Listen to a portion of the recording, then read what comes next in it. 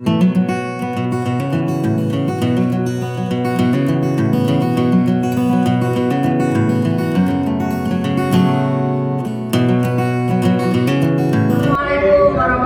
wabarakatuh. Marilah kita awali pembelajaran kita pada pagi hari ini ya. Kita di mata kuliah Islam dan Ilmu Sosial Humaniora. Kita dalam mata kuliah Islam dan Ilmu Sosial Humaniora. Jadi masih ingat kemarin kita sudah belajar tentang apa? Masih. Akan kita pelajari. Nah ini. Jadi tujuan kita mempelajari tentang tema ini adalah yang pertama, kita nanti akan memahami apa sih globalisasi itu dari sisi definisi. Kemudian terma terkait globalisasi apa kira-kira? Kaitannya antara Islam dan Ilmu Sosial Humaniora, maka tentunya kita juga akan pelajari nilai-nilai Islam apa sih yang membahas tentang globalisasi atau mungkin kita kaitkan dengan perubahannya.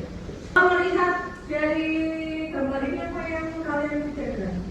Kemajuan ke yang besar. Apakah ada perubahan yang terjadi dalam diri si ikan? Jadi kita sambil bayangkan jadi ikan akuarium yang lebih besar itu dia merasa tempat tinggalnya lebih luas, barangkali suplai makanannya pun juga banyak. Nah, tapi itu yang dipikirkan oleh si ikan. Tapi kita nggak akan mendapatkan makanan. Oke. Ya. Yang kata kunci ada di sini. Kemudian ada pembatasan yang awalnya dari lingkup kecil menjadi besar, gitu ya. Kok bisa lebih besar? Gimana menyambungkannya dengan globalisasi? Dalam era globalisasi ini kayak kita ada petani bawa laptop ke mana?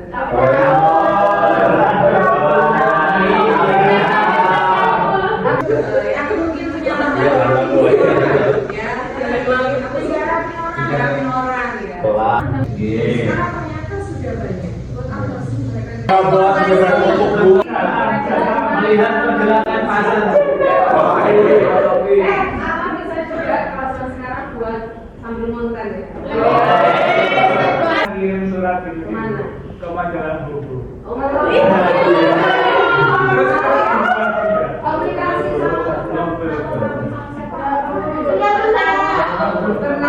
semua sampai sekarang masih ada. Jadi di bawah saya gitu ya. Berkaitan dengan dua hal ini menjadi satu kesatuan ya. Ketika jawaban itu sudah tidak penting lagi, maka ini kalian akan menjawab dua pertanyaan yang berdasar. Yang pertama adalah submit ya, jangan lupa. Yang jauh terasa dekat. Wah. Memudahkan komunikasi betul ya. Betul ya. Yang satu saja cukup deh. Satu aja ya waktu submit. Kurang komunikasi jadi ansos ya. Iya nggak? Oke. Sebagai imbas dari globalisasi itu ada banyak. Di sini ada yang positif, di sini negatif. Ya, dimana hal-hal yang kalian sampaikan tadi juga masyarakat muslim terhadap globalisasi ini ada tiga macam. Ya. Yang pertama kita sehingga bagi orang-orang yang bersikap anti ini maka dia yang pro ini ya. Kemudian yang kritis. Nah, dari tiga ini mana yang terbaik, sikap terbaik? Jadi tidak menerima apa adalah yang fardu ain. Ilmu lain adalah takutnya nanti kita jadi terjebak pada hal-hal yang sifatnya jadi umat yang kritis tadi ya, atau sikap kita muslim sebagai muslim yang kritis, maka kita itu sungguhnya dibekali dengan hati dan akal.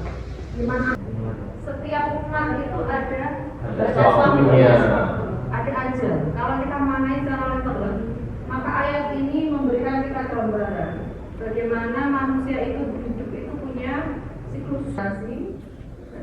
Jadi ada dalam suatu lingkup itu ada setidaknya 4 generasi. Kalau di dalam konteks bangsa Indonesia maka ya, para founding fathers kita yang memperjuangkan kemerdekaan. Ini mereka mempertahankan kemerdekaan, gitu ya. Kemudian generasi yang menikmati hasil. Saya bilang sepeda motor maka harus cari pasangan. 1, 2, 3 bajai. 3. Sepeda motor 2.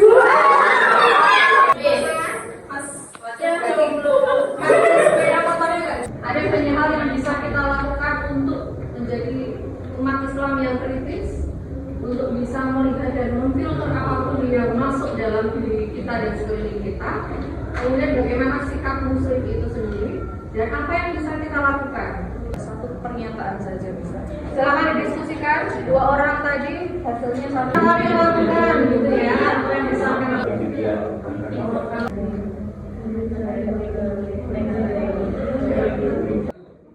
Dan negatif mempergunakan akses informasi sebaik mungkin, betul?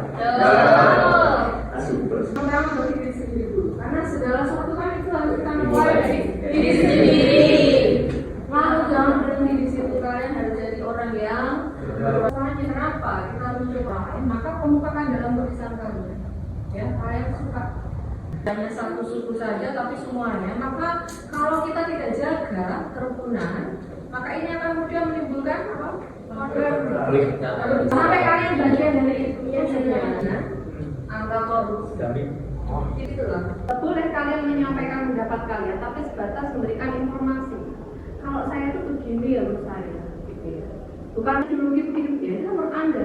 Menurut dia bagaimana? Bisa membahas saya ini pakai cadar. Kelas ini diskriminasi. Iya. Ini tidak benar gitu. Kita harus mengakui keberadaan orang lain dengan kalau kalian gambar peta